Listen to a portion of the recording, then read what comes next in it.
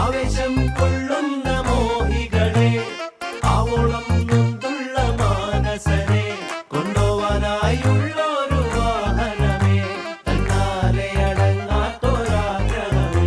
മേലെ മിന്നും താരം പൊന്നാണോന്ന് നേരിൽ ചെന്ന് നോക്കാനായി നിൽക്കാതുണ്ടേ ഉള്ളിനുള്ളിൽ പരവേശം. കീഴെ നീങ്ങിപ്പോകും മണ്ണെന്നാലും വേരിൽ നിന്നും പോന്നെന്നാലും മണ്ടിപ്പോകാൻ ആശിക്കുന്നേ അതിവേ